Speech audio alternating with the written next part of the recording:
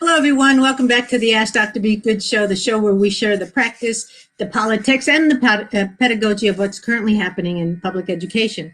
As always, I ask that you write your name in the comments as you come in and let us know your thoughts and your concerns and your questions around the topic being discussed. You know, I'm a longtime teacher and I enjoy having an actively participating class. So please let me know that you're here and what your questions are. And if you listen later, you can still pop your questions in the comment section because I'll get notified and I'll get you a response. Now, thank you, everyone, and let's get started. Today, we will be chatting with an interesting young lady that will be popping on any minute now. And she is Miss Landry Champlin. And there she is. Hello. Miss Landry Champlin is also known as Miss Plano. So congratulations. And let me be a little transparent. I have been part of what I call competition. I'm on the board of the Asia World Broadcasting System, and they have done a pageant every other year until COVID.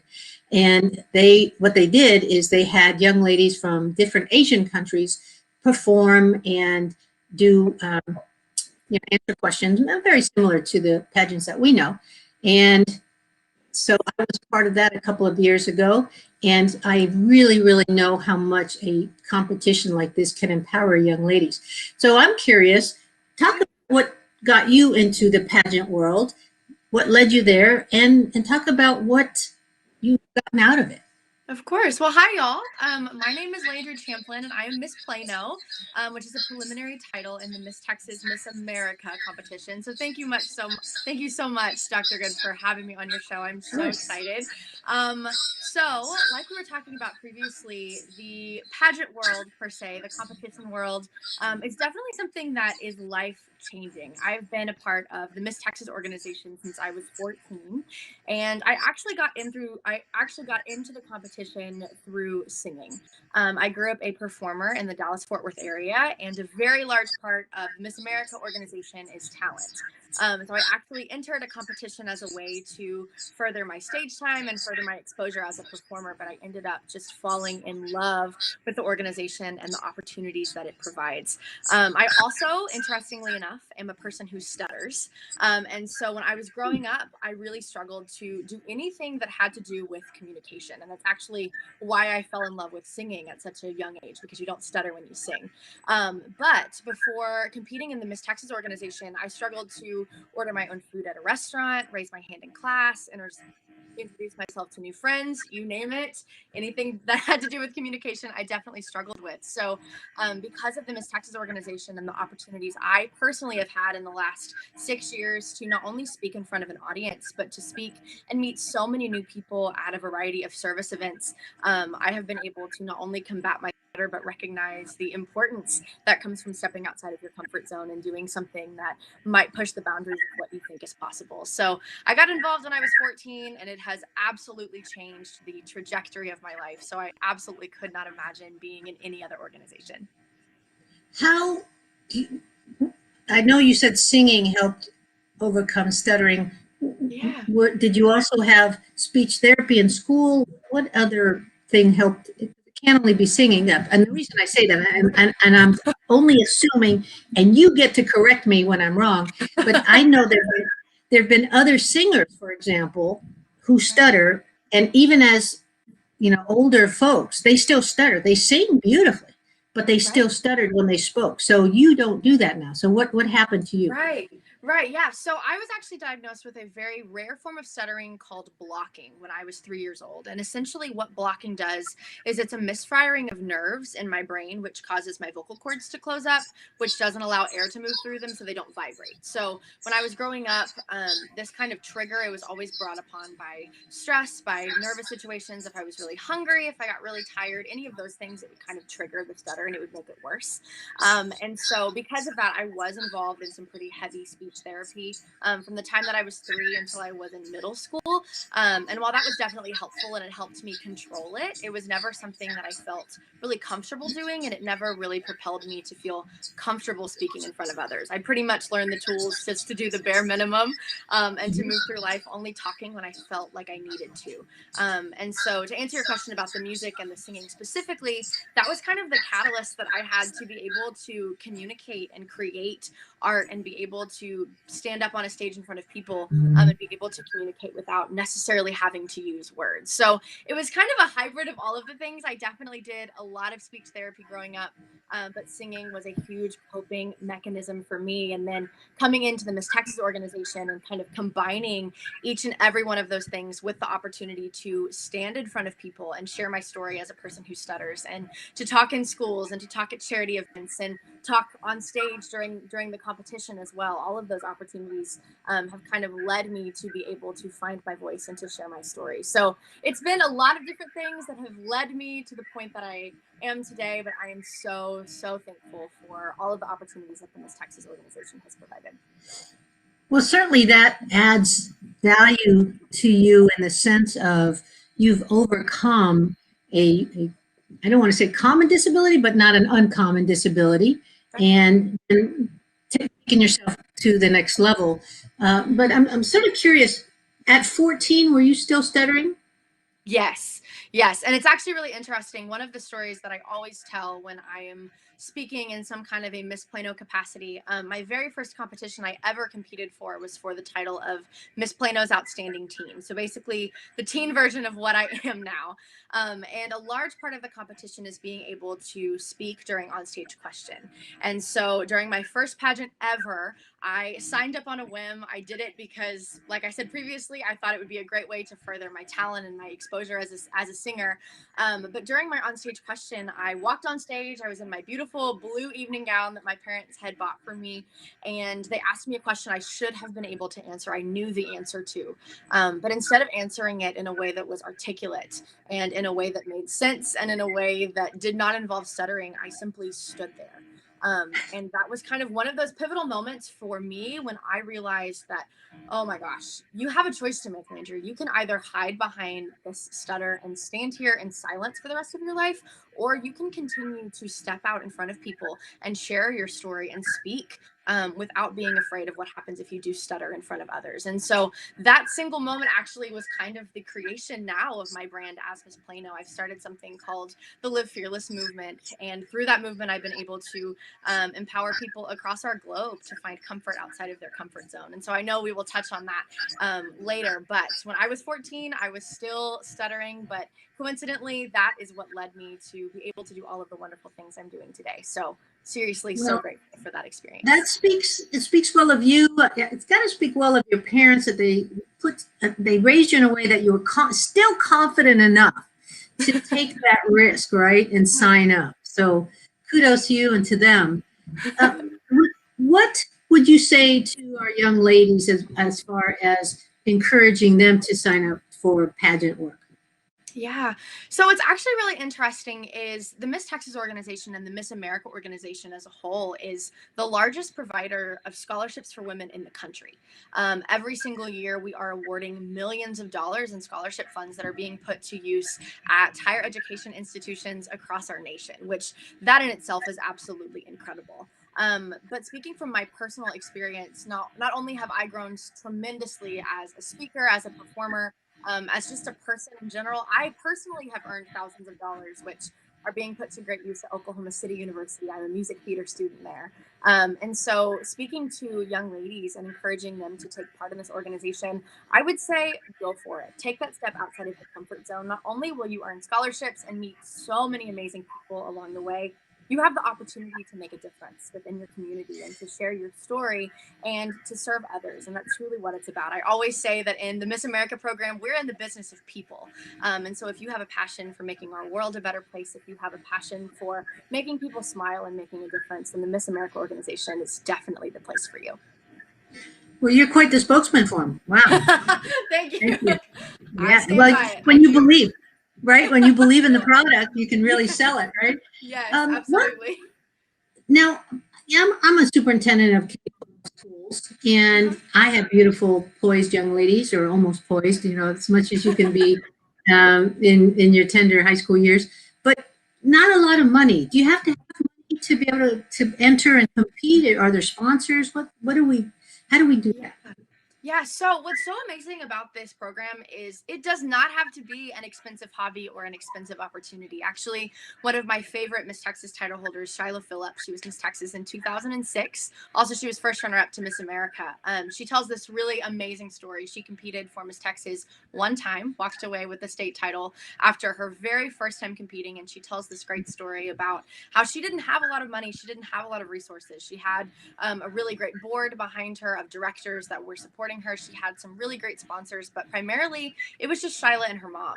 And they were going and she was competing and she wanted to win the thing. And she had, I believe it was a $200 evening gown, and the rest of her wardrobe, I think, totaled to about that exact dollar amount as well. It wasn't anything extravagant, but because of the content of her character and all of the work that she had done that year leading up to Miss Texas, she was able to walk away with the state crown. And so I think that's also a stereotype that we as title holders have to work towards breaking, right? Because this is not something that you have to pour a lot of money into. This is strictly an opportunity and a hobby that I think the more that you put into it, the more that you're going to get out of it in terms of quality. And so if you really have a passion for serving others, if you have a story to tell and you are being diligent in doing each of those things, you are going to do extremely well and you're going to reap the benefits of this organization. Is it still beneficial even if I don't win the crown to go through it? Oh my gosh, 100%. I am a prime example of this organization being a completely beneficial program and not walking away with the crown. I competed for Miss Texas Outstanding Teen 3 times and I never won. I got extremely close each of the times that I competed, and I walked away with a little bit of scholarship money every time, but I never walked away with that opportunity to serve the state of Texas as Miss Texas Outstanding Teen. But in those 3 years that I competed for the title of Miss Texas Outstanding Teen, I was overcoming a speech impediment. I was growing in confidence. I was creating service opportunities and speaking opportunities, not only for myself, but for others. I was getting out in my community and I was doing lots of things that I think most high school age kids were not doing simply because of the opportunities I had with the title I had. And then because of that experience competing as a teen, I got to come in and serve as Miss Fort Worth, my very first year competing for Miss Texas, which is like the big girl program, which is what I'm doing now. And I was very, very fortunate to have been awarded second runner-up to the overall title of Miss Texas. And that's ultimately led me to my opportunities this year as Miss Plano. I've been able to author a children's book, start a 501c3, create a national holiday, start a global mentorship program. Each of those things would not have been possible without the opportunity to continue competing. And so I'm almost thankful that I didn't win as a teen, because I don't think that I would have continued to push and continued to push to create these opportunities, not only for others, but for myself as well. So you don't have to win to be successful. We have so many young ladies that their lives have been changed for the good because of this program, and they never even had the opportunity to wear the state crown. So it's a beneficial program all the way around. I think maybe that's where there's some marketing need on the part of the program, because most people don't see it. And you keep saying Miss America, Miss Texas program. It's a developmental program, right? Right. And I don't think people see it like that. I think maybe they've got a marketing opportunity that they need to do so that they're selling the whole thing and not just the one night. Absolutely. Absolutely. Well, and that's actually really interesting that you talk about it being a program and it being an experience, because that is so true. I won the title of Miss Plano in September of 2019, and because of the COVID-19 pandemic, I've had my title since then. We had a holdover year, and so just like you were saying, it's so much more than just that 1 week of competition for the title of Miss Texas. I have had almost 2 years of opportunities to spread my social impact initiative, serve the community, and do all of the wonderful things that this program really has given me the opportunity to do. And so just as you were saying, it is so much deeper than that. And so I really feel a lot of pressure and a lot of things to be able to make sure that I am being the best title holder and the best role model and example I can be, because it is so much more than just that 1 week. Well, and again, I think that a lot of people have an old-fashioned idea of pageants, and Right. I'm blown away by Chandler Foreman. She came to my school. Matter of fact, my granddaughter happened to be there, so I had pictures with her, and it was so nice. She has done so much to further not only the program but diversity. Just that the program itself is diversifying, right? It's getting outside the norm of what it used to be. And then we had on Mallory, who was Miss Coppell, and because she's written a children's book. And what I like to do is to recognize you guys for this, that this is hard work. This isn't put some makeup on and show up in high heels. This is time. This is effort. And then on top of that, you had school, right? You had high school. Now you're in college, and I don't think your professors are giving you a bye, right? Because you work.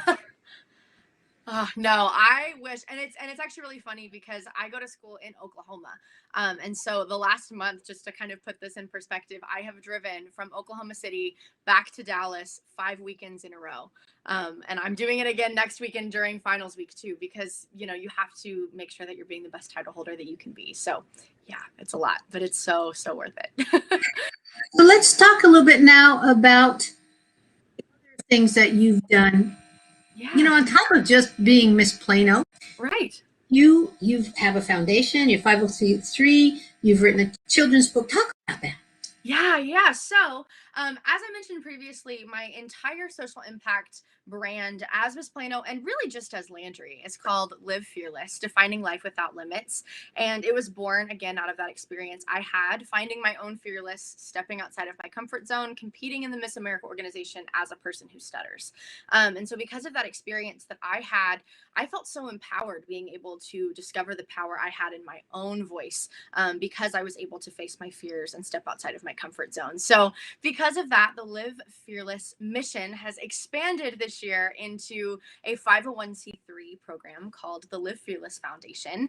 And what the Live Fearless Foundation aims to do is provide each of those opportunities for the students of Texas to find their own fearless through scholarship awards, through discussion series, through educational resources and programs.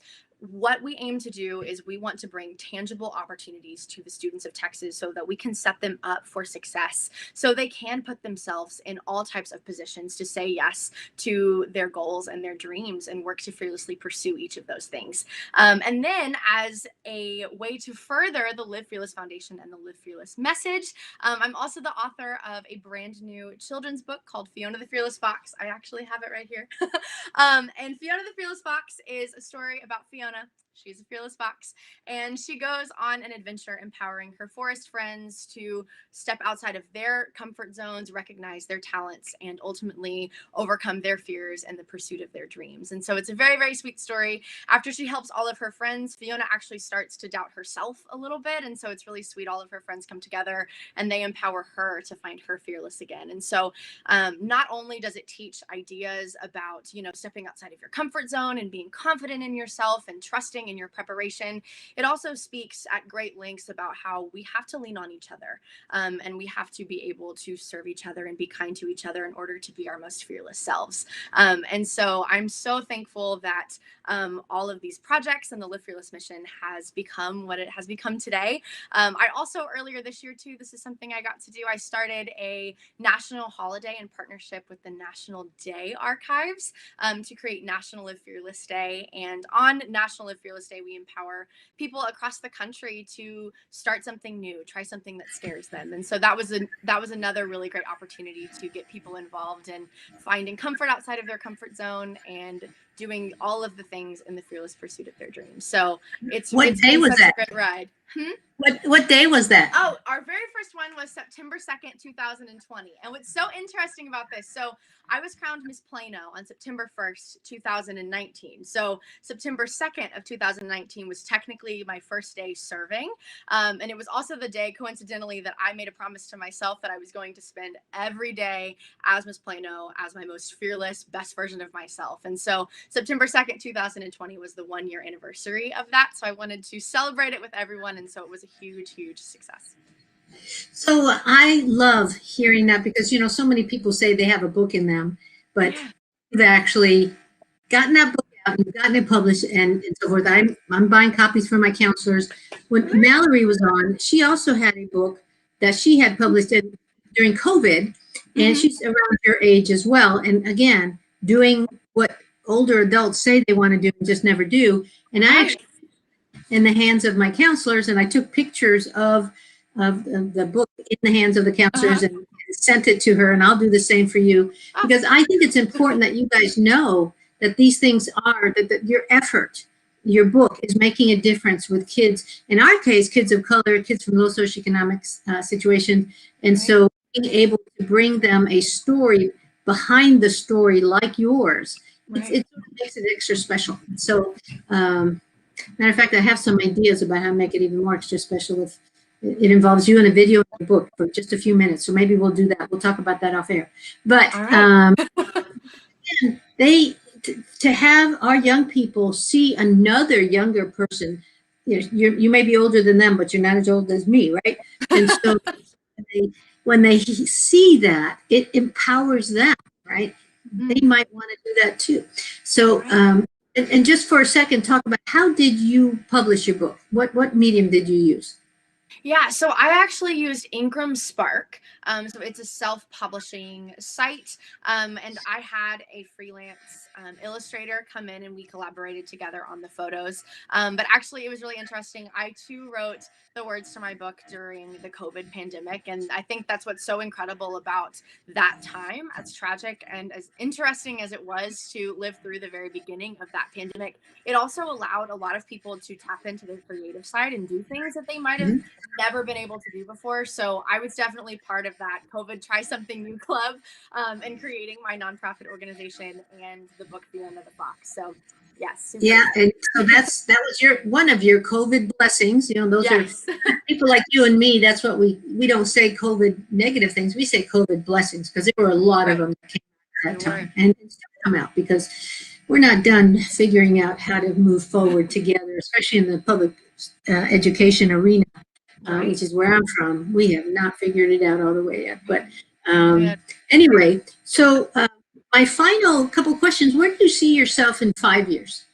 Yeah, so hopefully as the next Miss Texas and the 100th Miss America, that would be the dream, obviously. I'm also a student at Oklahoma City University. I'm getting my Bachelor of Music with an emphasis in music theater. So after I graduate from OCU, I would love to attend law school. I have a dream of serving as an entertainment lawyer. I'm very, very passionate about not only the music industry and the music theater industry, but the opportunities that it provides, just as you were saying, to be able to create representation so that people are seeing people that look like them on stage. And so I really want to work to make our musical theater industry a lot more equitable. So in the next 5 years, I see myself as a former Miss Texas, former Miss America, hopefully in law school, but also continuing to spread the Live Fearless message. I think that's something that, regardless of if I have a title or not, is something that has definitely impacted my life and those around me for the better. So I also would love to write another book and just continue to be able to spread that impact for as long as I can. Well, so far so good. You're batting 1,000, right? Yeah. And and I thank you. I thank you so much for taking the time to come on and share with us the steps that you took to get where you are, because they are very doable steps. They're steps that some of my kids in our schools can do. They just need to hear it and be encouraged. So thank you for that. And like I said, we're getting your book in front of kids, and we'll get pictures of that soon. You're amazing. Thank you so much. My pleasure. Bye-bye. Bye-bye. Goodness, that's my favorite part of podcasting, is bringing on talented young people who have superseded what, even probably their parents thought they could do, their teachers thought they could do, and now, going on and just becoming a blessing to us in so many different ways. That's why we're in this business, right? That's how teachers get in the business. That's how we keep educators motivated by seeing our young people blossom and bloom and just do all sorts of neat things. So one of the things I wanted to chat with you today were some of the many headlines in PubEd that have popped up. Well, of course, we have so many, especially during COVID, but things are popping just everywhere. And so that is, I think, something we can't bring enough of to you as PubEd advocacy Army soldiers. You need to arm yourself with what's going on out there. So I need to bring you some, in some cases, interesting news, good news, some think about it news, so that you can stay in the loop, the PubEd loop, and know how important your vote is when you're looking at legislators and your messages to legislators, etc. So what kind of headlines do we have? Well, right now, can school nurses be the link between student health and academic gains? I had brought, a few weeks ago, I had brought the article about the importance of school nurses, that not everybody in schools had a school nurse, but now during COVID, school nurses have really assumed a bigger role as testing monitor, as COVID police, and I don't use that in a negative term really, but they've really had to do more than we've ever asked them to before. And now we've got research that says that the school nurse may be the link between student health and academic gain. And so what do we mean by that? Well, we have an organization called Paramount Health Data Project. It's run by Addie Angelov. She's the founder and executive director of this project. And what they've started doing is correlating information about the number of student visits to the school nurse with that student's academic data. And so what they're finding is, for example, that kids that have, let's see, what does it say? Kids that have between 5 and 7 visits to the nurse before a state exam, so let's say the several weeks leading up to the state exam, usually are your lowest scorers. And so nobody has really started looking at that data. And so it's, and like they said, this is really a blue ocean when you talk about health data for the schools, because they're not required to do it. They're not required to keep track of it. And so the Paramount Health Data Project works with schools to analyze various student demographic data with health and academic data to determine certain metrics, such as how many visits to the school nurse would students have before their math and English language achievement starts going down, and what type of ailments reviewed by the school nurse predicts lower academic achievement growth. For example, they now know that one school's academic health report card showed that students who visited the nurse 7 or more times had significantly lower academic scores, and that students with respiratory and ear, nose, throat complaints had the lowest academic growth from the beginning of the school to the end of the school year. So this is still new, and matter of fact, their data practice is pending copyright, patent pending. So that's how serious they are about getting this out. But that's interesting data, something we need to be aware is coming, and it makes perfect sense that if a child is not feeling well, they probably won't work as hard, score as high, write as much, talk as much, raise their hand as much, right? Eat as much, which eating we know for wellness purposes is important. There's just all sorts of correlations to health and outcomes, in this case, instructional outcomes. So that was a sort of interesting wake-up call of, hey, schools, you need to get with the school nurse and start looking at those kids who go to the nurse a lot, why they go to the nurse, and how is their academics. You can do that pretty primitively. You don't have to wait for the patent pending practice from the project, but something to think about. And you know, for the educators on here, I challenge you to bring that back to your schools and say, hey, maybe we can do some of that. That would be a good thesis for somebody, or a good dissertation or something, right? And another headline has to do with a continuation of what we talked last week on. Last week we had Karen Bilo, who used to be Deputy Superintendent for the Commissioner of Education in state funding in Texas. And she was sharing with us the reason why we don't have the second and third strands of federal funds like many, many states already have. We shared with you the complex nature of our funding formula in Texas, and that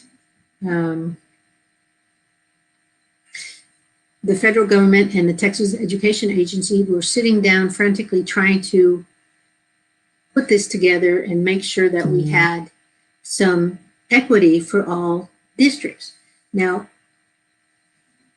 if you'll remember, part of that equity piece was that actually schools which had higher socioeconomic kids were actually going to get little or no money, even though they had COVID expenses, and their kids also had COVID gaps, but because they did not qualify as Title I schools, they were going to be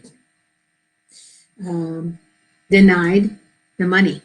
So that was one of the sticky points that was keeping everyone in Texas from already getting their money. Matter of fact, I have an article here about districts in the Dallas area which are having to vote on closing a campus. This is Lovejoy ISD. It's a small suburban campus. It has 17 square miles, so it's not big. It's only 4% low socioeconomic, so it's a high income district. But they have a projected loss of 3.1 million this year and 6 million next year. And some of it has to do with the fact that several things leading up to a perfect storm. First of all, they're 95% landlocked. That means there's not much more land to build homes. The people who have homes there like it there, and they don't move. After their kids graduate, they stay. And so people with young kids are not able to find a home there. The homes are greatly in demand because everybody thinks that the Lovejoy schools are very, very strong. And so there's a lot of want to be there, but people aren't selling. And so that's number one. Number two, they used to have 37% of their kids in the 2009-10 school year be part of the K-4 enrollment. That's down to 29%. And last year, the district graduated 376 seniors, but they only had 178 kindergartners. So you can see that already, usually the top is large, and it's almost like if you're lucky, your triangle is not very skinny. And so you get to keep most of your kinders all the way up to K-12, right, all the way. But in this case, it's looking like your bottom grades are lower in enrollment, which is leading to, of course, a loss in funds. Matter of fact, so that was number one. They don't have enough land for more houses. People aren't moving away. And another thing that's happening is that during the last legislative session, when the legislature created House Bill 3 for school funding, it was celebrated. I celebrated because my kids got a little bit more money. Dyslexia got funded for the first time. Special programs got more money, a little bit more money per kid. What we didn't realize is that money had to come from somewhere. And, you know, those education pools, they don't get much bigger with lots more money. They just move the money around, right?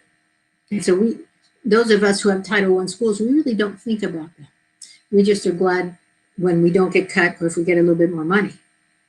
But in this case, districts like Lovejoy, high socioeconomic districts, they lost $331 per kid during that new formula, that state funding formula from House Bill 3. And if you multiply that times their kids, and then the lower enrollment, it leads to a $3 million deficit this year and a projected $6 million next year. So are they the only district in Texas? No. Matter of fact, just a little further west, and we have Capel. In Capel ISD, there's an added sense of urgency. They have 14,000 students, and they, because of the funding loss, they had received a transition grant. So those districts that had lost money, lost funding because they were not Title I schools, had been granted a transition grant, and it gave them a little bit extra money. It made up for the money that the formula had cut. But those grants run out in 2024-25 school year. And so right now they've got a projected deficit of $7 million, and the expiration of the transition grant will push them to $10 million shortfall. So, you know, this is our reality, folks. You know, I don't know how many of you are thinking, man, what's going on in public education? Well, first of all, because of shows like this, you're hearing more news about public education than you ever did before. I remember a time, and I was a teacher, and I remember a time when I wasn't looking for public education news, no less getting it. I just stuck my nose in my classroom, I did my work, and then I went home, and I was a mother to 3 kids, and you know, as long as the school was happy with my work and I was happy with my family work, it was all good. But now we understand that all of this needs to blend a little bit more, right? It needs to blend, and it's all correlated. And now I have the better understanding, since I became superintendent 9 years ago, that we do need everyone to understand how we all, you know, are blended together. We no longer can ignore the schools, because we used to.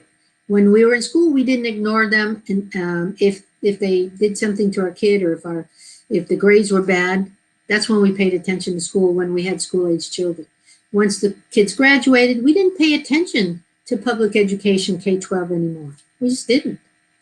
Now we have to. We have to stay cognizant of what's going on, because those young people are our economic future, as you've heard me say. And so making sure that you have a voice in how your taxes are used to educate those kids is part of your continued work. Even when you have kids no longer in the home, but maybe you start getting grandkids, right? But even without grandkids, we still need that. We still need your focus. We need your attention, and we need for you to just pay attention to what's happening in public education so that you can advocate for it when we have legislators who possibly want to do something like raid the teacher retirement fund because it's huge. It has to be. We have a lot of retired teachers, and want to use it for something else. You have to be a voice that says, no, we're not touching that money. We're leaving that for our retired teachers. And speaking of retiring or just resting. May is Mental Health Month. You say, well, how are those two together? Because a lot of us are not resting enough. And it's showing. Our kids are depressed, especially in middle school. And some of our adults are more depressed or have more signs of depression, suicide ideation. And so I will continue my quest to encourage all of you to get more comfortable with admitting that one maybe is not feeling 100%. One is sleeping more. One is just not wanting to be as energetic. Those are all signs that something's going on, especially if that's unusual for you or your child. So let's talk about promoting awareness of children's mental health issues. So 1 out of every 5 kids in America has a diagnosable mental health disorder. See, 1 out of 5, 20%. Mental health problems in young people are associated with outcomes such as suicide, substance abuse, inability to live independently, justice involvement, dropout of school, economic hardships, and physical health problems. Far too many kids lack access to mental health and substance abuse services. Less than half of children with mental health problems get treatment, services, or support. And only one in 5 gets treatment from a mental health worker with specialized training to work with children. Families that are poor, families of color, and families with children with other disabilities or health concerns have an especially difficult time getting services that would identify, prevent, and treat mental health problems. Children and adolescents with mental health needs frequently are involved with multiple social service agencies or systems, including public health, mental health, substance abuse authorities, special education, child welfare, and juvenile justice system. However, there's no agency that sort of steps in there and takes responsibility to coordinate all that, right? So kids fall through the cracks. Untreated mental health needs among children and youth affects not only the young person and their family, but also schools, communities, and the nation as a whole. The costs are too high to leave the mental health needs of so many America's young people unaddressed. And so these are, to me, huge understandings, huge numbers. And of course, it's worse brought on by COVID with being home and more abuse at home and so forth. So what do we need to have addressed? We must address the prevalence of children and adolescent mental health problems and reduce the stigma faced by these young people. Primary care providers and educators and parents must consider mental health to be as important as physical health and as important as learning problems respectively. So mental health assessment and care needs to be integrated into the child's overall health care and education.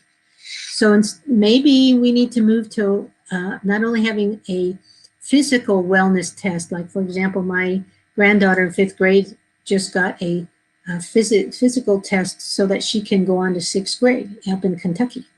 And so maybe there needs to be a little mental thing going on, mental checklist, mental disorder checklist that the doctor does as part of that physical checkup. And the child can maybe do it privately with the doctor to admit that maybe he or she's not sleeping, admit that maybe he or she has depression or suicide ideation. But we may need to move to that, folks. So children's development of social, emotional, and behavior well-being is central to their overall healthy development. So we can't just be happy with healthy bodies anymore. We have to be happy with a healthy mind, spirit, and body. And so we've got to get better with getting programs that help teachers, help parents learn the best ways to encourage healthy social, emotional, and behavior development in kids. It's imperative that we improve efforts around early recognition of mental health needs among children and adolescents and foster greater awareness of early signs. Early indications of mental health problems needs to be encouraged in preschool, childcare, K-12 education, health child welfare, juvenile justice, and substance abuse settings. So nobody's off the hook, right? Everybody is on the hook to have a mental health assessment that is part of their work. And then we must disseminate and promote effective practices that treat and prevent mental health problems in children and adolescents. Professionals working with children and adolescents in any setting can implement universal promotion and prevention practices and refer young people to, who need them to additional services. And, you know, I'm going to say now that I will tell you, we probably don't have enough people in the mental health services area. We don't have enough people to work with the kids who will be coming as we get better at identifying this early on. And then the last one is effective children's programs and services utilize trauma-informed approaches. I've been talking about this for years through restorative practice, but traumatic experiences in childhood are not uncommon, and more than 2/3 of children report at least one traumatic experience before the age of 16. Further, trauma places children at greater risk for developing behavior disorders and substance abuse. And so you say, well, not my kid. My kid comes from a great home.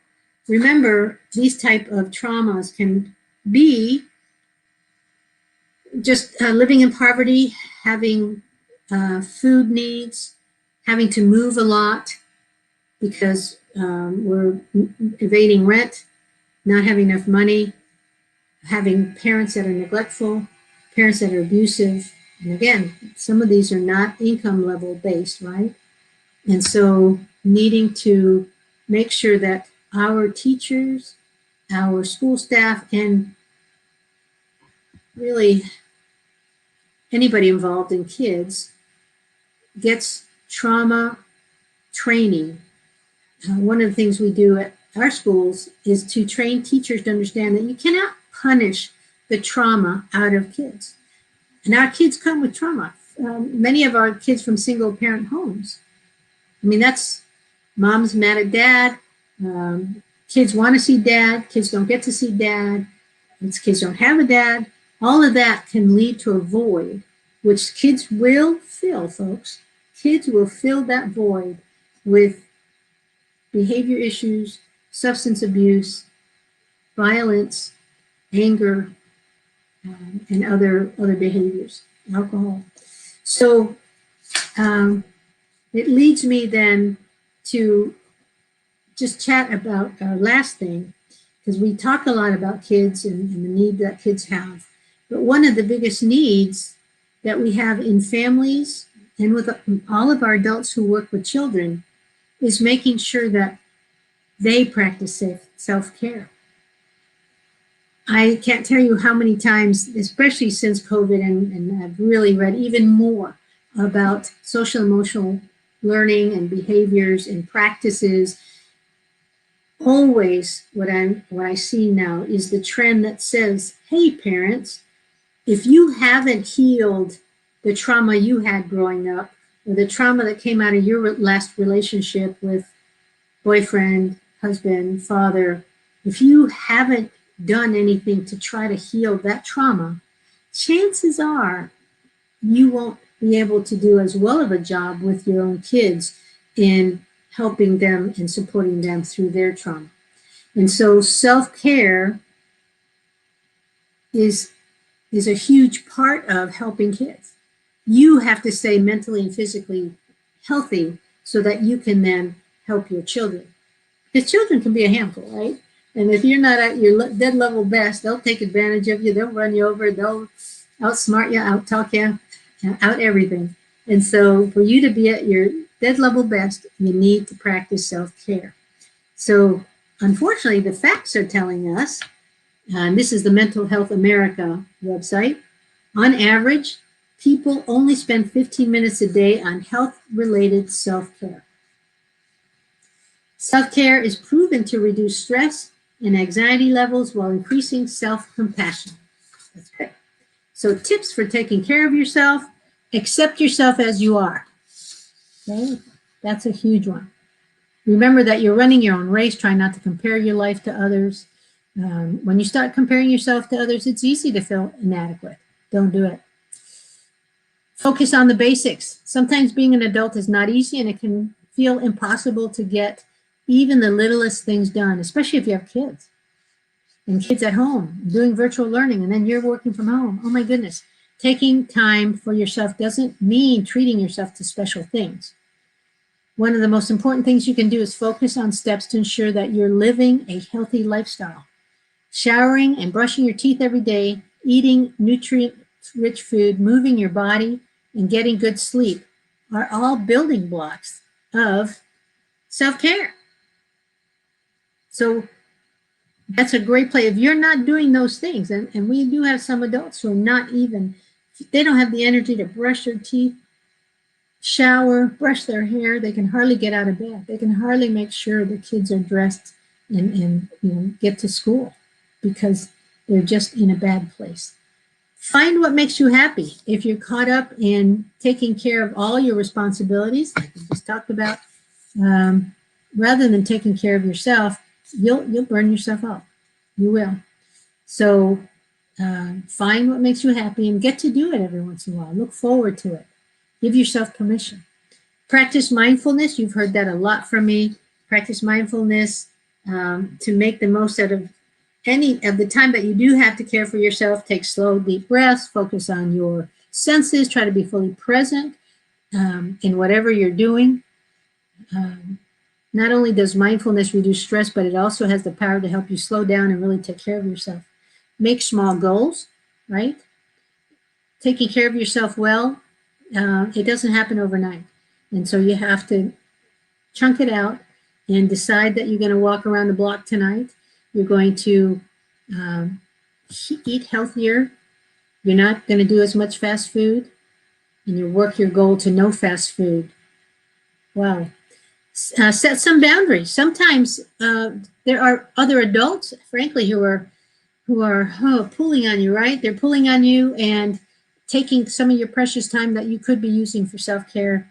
You've got to limit the amount of time and energy that you're giving away to other people.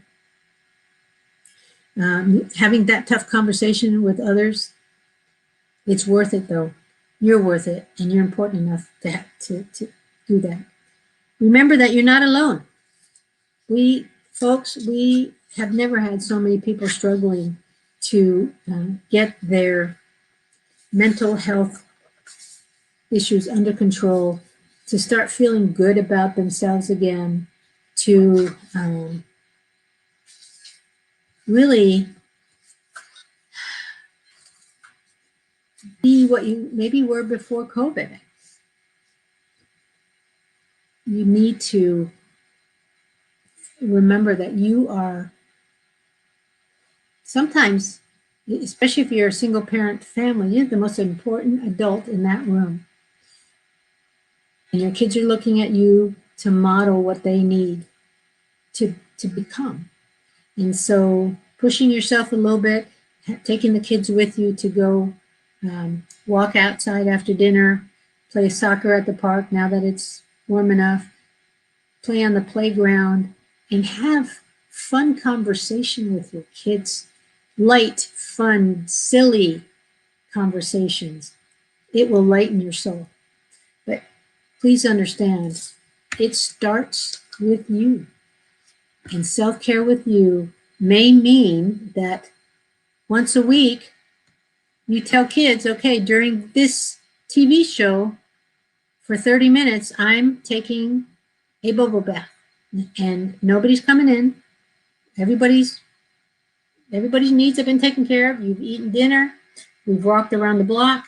You have all taken the time to get homework done. You've been awarded this chance to look at the TV show for 30 minutes. I'm going to go in and take a shower, and I expect you not to disturb me for those 30 minutes till the show's over. And we'll all live happier ever after. If you will let me do that, kids. So, little things like that. All right. So, as always, our time together is short, or fast, I should say, maybe. But public education is important. It's worth it to talk about. You're worth it to talk about because you're part of public education. And when you are suffering, we suffer, your kids suffer, your community suffers. So we'll talk more on mental health issues this month of May. But for now, thank you for being on. I hope that you left a little bit more educated in some of the interesting things happening in public education, some of the concerning things that are going on, and some of the politics that are impacting public education. But mostly, I hope you left with the understanding of how important this all is. We all must be part of helping kids become more than hourly wage earners when they graduate. We need career-minded taxpayers who will help keep our economy strong in the future. If we don't help these kids today, they're not going to help us later when we need them the most. So join me in my pub ed advocacy, and we'll see you again next week. And don't forget to like or follow us so you can get notified of any future shows. I don't know if you know this, but if you miss the 8 o'clock Sunday, you can see it again. It'll be rebroadcast at 6 p.m. on Thursday.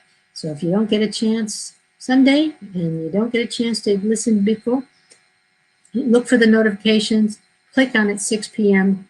Thursday, and you'll catch up nicely before the next show. All right, everyone.